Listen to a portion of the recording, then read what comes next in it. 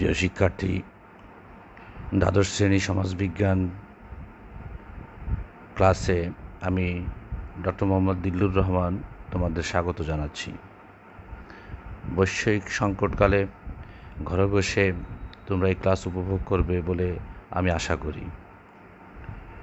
আমরা দীর্ঘদিন ধরে তোমাদের সাথে অনলাইনে সংযোগ থেকে সিলেবাস অনুযায়ী পাঠদানে নিয়োজিত আছি। সেই ধারাবাহিকতায় আজকে আমি তোমাদেরকে বাংলাদেশে সমাজবিজ্ঞান পাঠের প্রয়োজনীয়তা নিয়ে আলোচনা করব। প্রিয় শিক্ষার্থীবৃন্দ,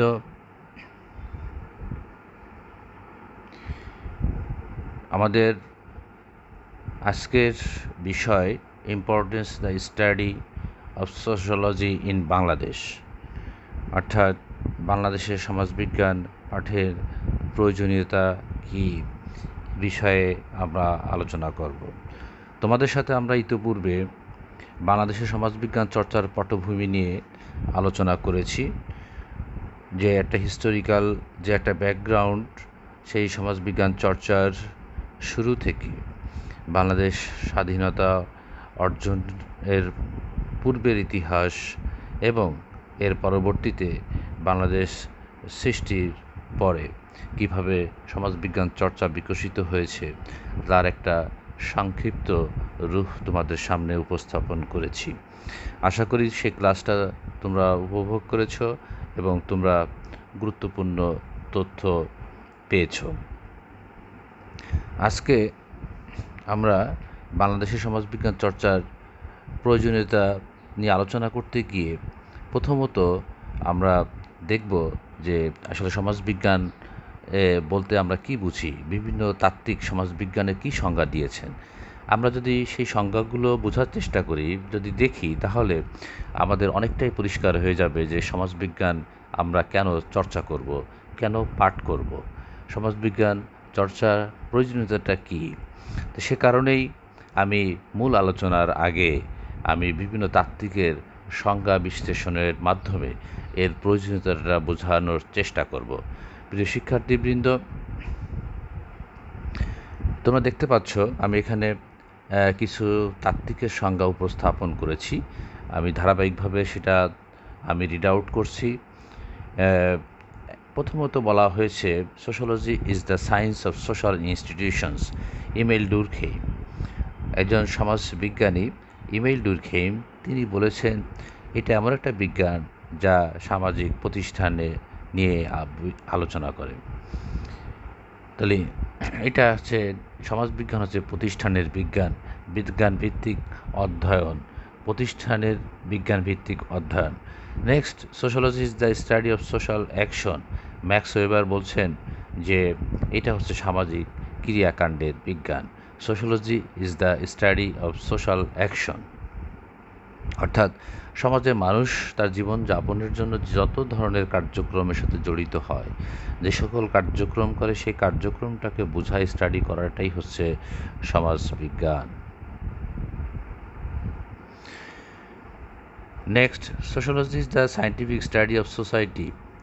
তোমরা জানো যে অগাস্ট কোদ, যিনি সমাজবিজ্ঞানের জনক, ফাদার অফ সোশ্যোলজি বলা হয় যাকে, যার হাত ধরে এই বিজ্ঞানের আবির্ভাব হয়েছে, তিনি বলেছেন, এটাকে কি বলেছেন, sociology is the scientific study of society.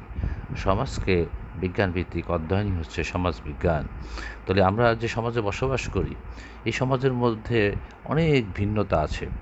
মানুষের চাল চলন, কথাবার্তা, তার সংস্কৃতি, তার পোশাক পরিচ্ছদ, ফুড হ্যাবিট ইত্যাদি সব কিছুর মধ্যে একটা বৈচিত্র্যতা আছে, ভিন্নতা আছে।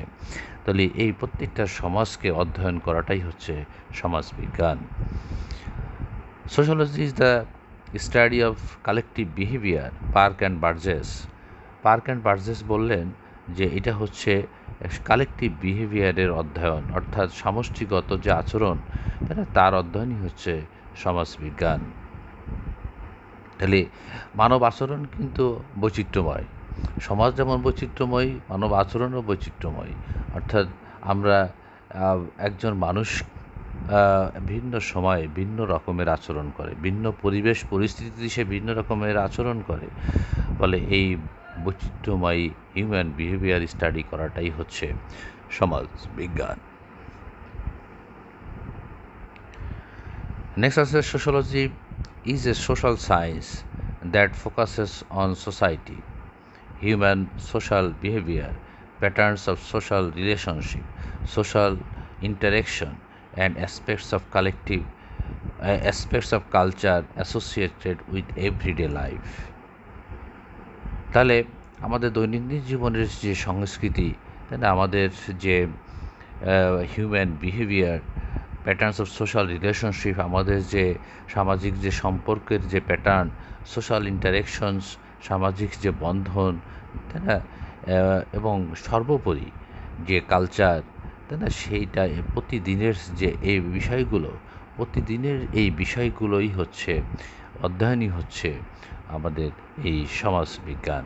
এটা উইকিপিডিয়া থেকে সংগৃহীত হয়েছে। তাহলে আমরা যদি এই বিষয়গুলোকে যদি উপস্থাপন করার চেষ্টা করি, যে মানুষের আচরণ, মানুষের ক্রিয়াকাণ্ড, মানুষের সমাজ, তাই না, মানুষের অনুষ্ঠান প্রতিষ্ঠান, তাই না, ইত্যাদি, তাহলে এইগুলোই তো আমার সমাজের অংশ।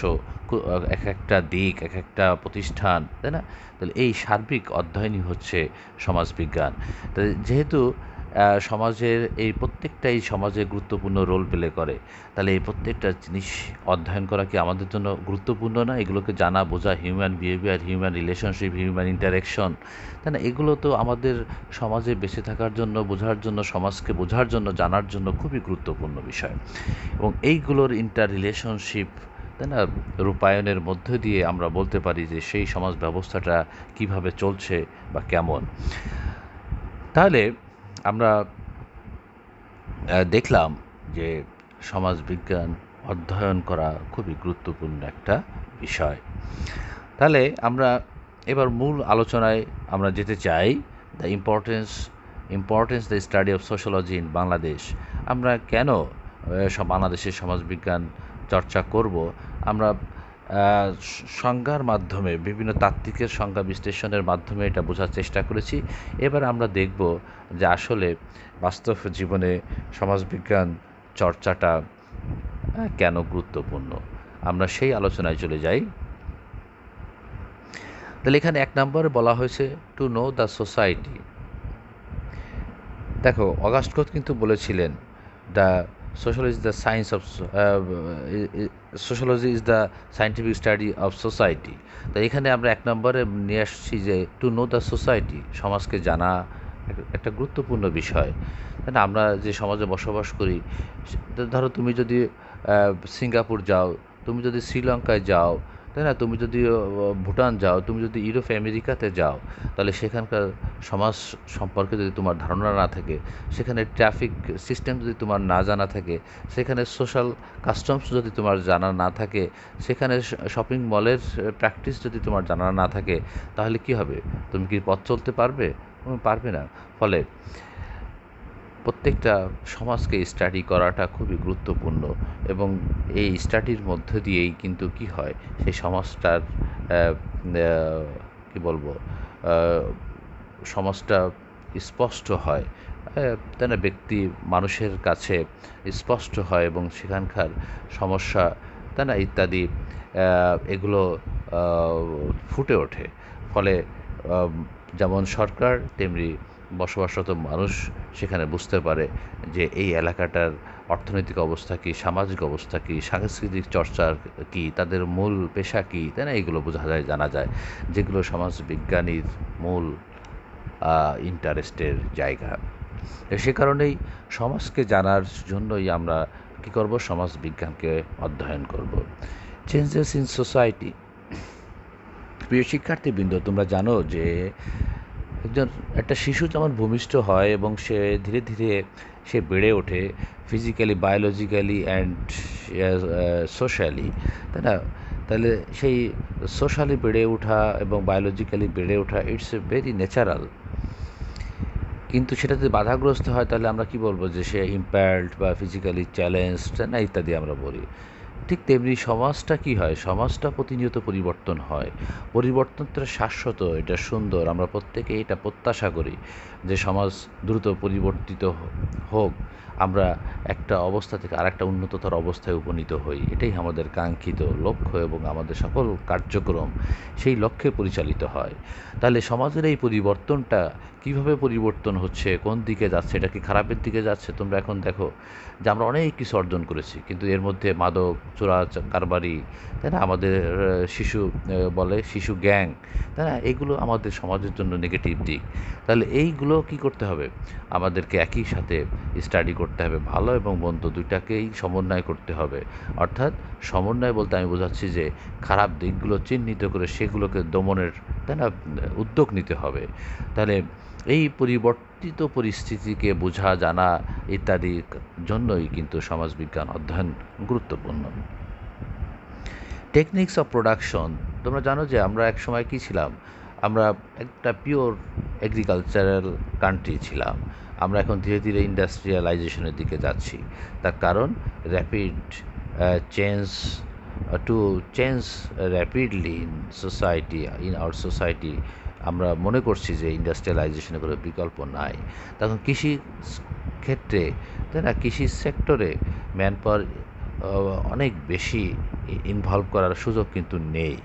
ইভেন টেকনোলজি ডেভেলপমেন্টের কারণে কৃষি টেকনোলজি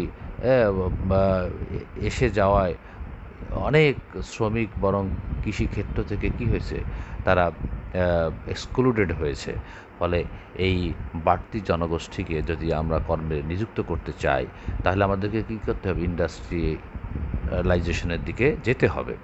তাহলে ইন্ডাস্ট্রিয়ালাইজেশন এই যে টেকনোলজিক্যাল চেঞ্জ অ্যান্ড প্রোডাকশনের ক্ষেত্রে যে পরিবর্তন, মানে সেই বিষয়গুলো আমাদেরকে জানতে হবে। তাহলে আমরা কি করতে পারবো? সঠিক সিদ্ধান্ত গ্রহণ করতে পারবো এবং আমাদের অতিরিক্ত ম্যান পাওয়ারগুলোকে আমরা সেখানে নিয়োগ করতে পারবো। ইভেন তাই নয়, বরং এই ইন্ডাস্ট্রির সাথে, যে টেকনোলজির সাথে যারা জড়িত, তাদের সুযোগ সুবিধা কোথায় তারা বঞ্চিত হচ্ছে, কোথায় তারা ডিপ্রাইভড হচ্ছে, কোথায় তারা নিজেকে একটা সুন্দর পরিবেশে কাজ করতে পারবে, সেরকম একটা পরিবেশ প্রদানের জন্য কিন্তু আমাদের এই টেকনিক্স অফ প্রোডাকশন সম্পর্কে আমাদের ধারণা রাখতে হবে। Relation between labour and capitalist, তোমরা জানো যে ইন্ডাস্ট্রিতে কী হয়? শ্রম শোষণ হয়, তাই না? অর্থাৎ একজন শ্রমিক তার শ্রমের বিনিময়ে যে পরিমাণ উৎপাদন করে, যে অর্থ উৎপাদন করে, তাই না, অর্থাৎ পণ্যের উৎপাদনের মাধ্যমে যে অর্থ সে সৃষ্টি করে, সেটা খুব ন্যূনতম অংশ সে ভোগ করার জন্য পায়। ফলে শ্রমিক অসন্তোষ দানা বাঁধে। আমরা ওই ওয়েলফেয়ার স্টেটগুলোতে কী করা হয়েছে? ট্রেড ইউনিয়ন করা হয়েছে, তাই না? শ্রমিক এবং ক্যাপিটালিস্টের মধ্যেকার রিলেশনশিপটা যাতে নিবিড় হয়, সুন্দর হয়, তাই না, সেই চেষ্টা কিন্তু সরকার প্রতিনিয়ত করে। ফলে আমাদের সমাজবিজ্ঞানের ছাত্র হিসেবে কিন্তু আমাদেরকে বুঝতে হবে, জানতে হবে যে এই relationship between labour and capitalist এটা কেমন, কেমন হওয়া উচিত, তাই না? কেমন হলে ইন্ডাস্ট্রিগুলো ভালো থাকবে, প্রোডাকশন অনেক গুণ বৃদ্ধি পাবে, এইটা সেই প্রক্রিয়ার সাথে সম্পর্কিত। সে কারণে আমাদেরকে লেবার অ্যান্ড ক্যাপিটালিস্ট রিলেশনশিপটা আমাদের অধ্যয়ন করতে হবে, বুঝতে হবে এবং জানতে হবে। সেটা জানার জন্যই কিন্তু আমাদের সমাজবিজ্ঞানের জ্ঞান অপরিহার্য। To know the inequality in the society, আমরা যারা সমাজে বসবাস করি, আমরা all we are human being, but not all we are equal. আমাদের প্রত্যেকের মধ্যে ভেদাভেদ আছে। একটা পরিবারের সাথে আর একটা পরিবারের পার্থক্য আছে, একটা সমাজের সাথে একটা সমাজের পার্থক্য আছে, একটা বংশের সাথে আর একটা বংশের পার্থক্য আছে, তাই না? একজন মানুষের শিক্ষা, তার পেশা ইত্যাদির কারণে সে অন্য আরেকজন থেকে ভিন্নতর। ফলে সমস্ত বৈচিত্র্যময় একটা বৈষম্যের মধ্যে দিয়ে অতিবাহিত হয়। তাহলে এই বৈষম্যের রূপ, রস এবং চরিত্র আমাদের বোঝা খুবই দরকার। তার কারণ কি, আমরা সব সময় চাই একটা শান্তিপূর্ণ সমাজ ব্যবস্থা চাই, যেখানে কি করবে, সেখানে মানুষ অর্থহারে অনাহারে থাকবে না, সেখানে মানুষ গৃহহীন থাকবে না। তো সেরকম একটা সমাজ বিনির্মাণের জন্য আমাদের কি করতে হবে, এই বৈষম্য কমিয়ে আনতে হবে। এই বৈষম্য কমিয়ে আনার লক্ষ্যে আমাদের যা যা প্রয়োজন, তাই না, যে জ্ঞান প্রয়োজন, যে ধারণা প্রয়োজন, সেটা অবশ্যই এই সমাজবিজ্ঞান অধ্যয়নের মাধ্যমে অর্জন করা সম্ভব হবে।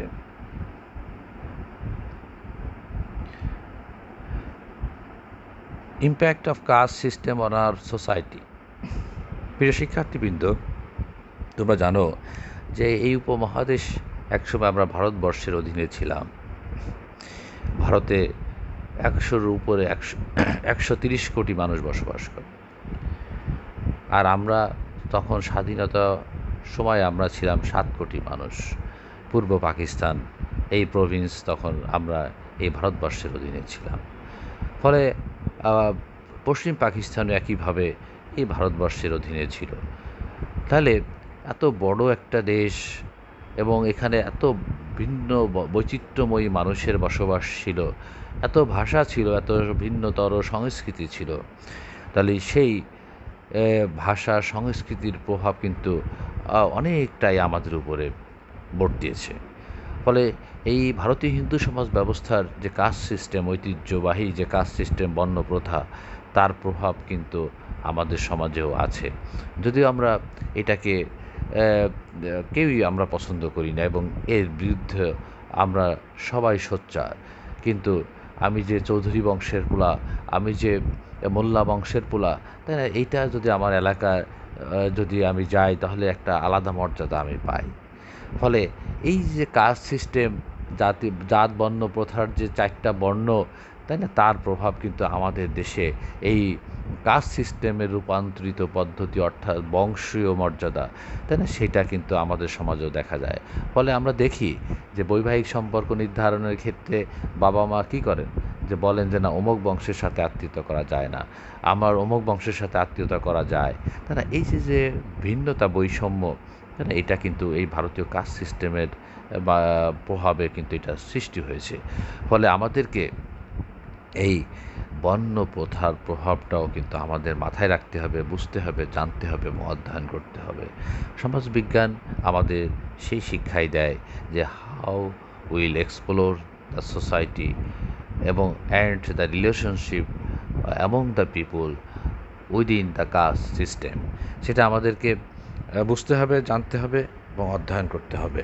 তাহলেই আমরা আমাদের সমাজের একটা স্পষ্ট ধারণা আমরা পাব। নেক্সট আছে ফ্যামিলি, ম্যারেজ অ্যান্ড কিনশিপ। সমাজ, পরিবার কীভাবে গঠিত হয়? ম্যারেজের মাধ্যমে ফ্যামিলি, অ্যান্ড ফ্যামিলির মাধ্যমে সোসাইটি, এবং সোসাইটি বেসড স্টেট, তাই না, কমিউনিটি অ্যান্ড স্টেট গঠিত হয়। তাহলে এটা ইন্টার রিলেটেড। তাহলে এদের মধ্যেকার সম্পর্কগুলো কী করে রাষ্ট্রের সম্পর্কের উপর প্রভাব ফেলে। একটা পরিবারের মধ্যেকার সম্পর্ক কেমন, একটা সোসাইটির মধ্যেকার সম্পর্ক কেমন, তাই না, একটা সোসাইটির বা একটা কমিউনিটির মধ্যেকার সম্পর্ক কেমন, তার উপর বেস করে একটা ইউনিয়নের সম্পর্ক গঠিত হয়। অর্থাৎ যদি মধুর সম্পর্ক হয়, তাহলে ধীরে ধীরে একটা ব্যাপক সারাউন্ডিংস তৈরি হবে, যেখানে সম্পর্কটা থাকবে নিবিড় এবং সৌহার্দ্যপূর্ণ। কিন্তু যদি পরিবার এবং সমাজ এবং সম্প্রদায় বা কমিউনিটির রিলেশনশিপটা যদি খারাপ হয়, সেখানে দ্বন্দ্ব, সংঘর্ষ যদি বিরাজমান থাকে, রাজনৈতিক সহিংসতা যদি থাকে, তাহলে কি হবে, সেই সহিংসতা ব্যাপকভাবে ছড়িয়ে পড়বে। ফলে ধীরে ধীরে একটা দেশ কী হয়ে যাবে, একটা দেশ একটা বিশৃঙ্খল পরিস্থিতির মধ্যে নিপতিত হবে। ফলে আমাদের এই ফ্যামিলি, ম্যারেজ এবং কিনশিপ রিলেশনশিপটা খুবই গুরুত্বপূর্ণ। এই ফ্যামিলি, ম্যারেজ এবং কিনশিপ কিন্তু আমাদের কি করে, আমরা যেমন ব্যাংক আমাদের আর্থিক সাপোর্ট দেয়, তাই না, আমাদের যেমন পুলিশ বাহিনী আমাদের নিরাপত্তা দেয়, কিন্তু তার আগে এই পরিবার, তাই না, এই কিনশিপ অর্থাৎ যারা আমার জ্ঞাতি গোষ্ঠী, তারা কিন্তু এই সাপোর্টগুলো নীরবে নিভৃতে দিয়ে যায়। প্রথমেই কিন্তু আমরা এদের শরণাপন্ন হই। তাহলে আমার বিপদে আপদে, তাই না, আমার সার্বিকভাবে আমার পরিবার, আমার আত্মীয় স্বজনরাই কিন্তু এগিয়ে আসে। তাহলে একটা পরিবার, একটা সমাজ, একটা দেশের মধ্যেকার এই আন্তঃসম্পর্ক, রিলেশনশিপ স্টাডি করা সমাজবিজ্ঞানের ছাত্র হিসেবে আমাদের খুবই গুরুত্বপূর্ণ। Our traditional culture and heritage, তোমরা জানো যে আমরা স্বাধীনতা অর্জন করেছি 1971-এ, কিন্তু আমার ভাষা সংস্কৃতির ঐতিহ্য কিন্তু সুদূর প্রাচীনতম। ফলে সেই আমার ঐতিহ্যবাহী সেই সংস্কৃতিকে অধ্যয়ন করা, জানা, বোঝা, এটা আমার একটা দায়িত্বের মধ্যেই পড়ে। এবং সমাজবিজ্ঞানের ছাত্র হিসেবে আমাদের সেই আগ্রহটা থাকে অনেক বেশি। ফলে আমার এই ট্র্যাডিশনাল কালচারকে স্টাডি করার জন্য কিন্তু আমার সমাজবিজ্ঞানের জ্ঞান এবং সমাজবিজ্ঞান অধ্যয়ন খুবই জরুরি। Various problems and it's strategies to overcome. আমাদের সমাজে তো নানা ধরনের সমস্যা আছে এবং নিত্য নতুন সমস্যা তৈরি হয়। তাহলে প্রত্যেকটা সমস্যার রূপ, রস, চরিত্র উন্মোচন করাই সমাজবিজ্ঞানীর কাজ। এবং সেই উন্মোচিত হলে, ডায়াগনোসিস হলে, তখন আমরা কী করতে পারবো? ট্রিটমেন্ট দিতে পারবো। অর্থাৎ রাষ্ট্রের পলিসি মেকিংয়ের ক্ষেত্রেও কিন্তু এটা গুরুত্বপূর্ণ ভূমিকা রাখে। ফলে আমাদের এই বিভিন্ন সমস্যা আমাদের অধ্যয়ন করা, তার কারণ, সমস্যা সৃষ্টির কারণ এবং সমাধানের পথ বাতলানোই সমাজবিজ্ঞানের জ্ঞান অপরিহার্য। Planning policy and it's implementation.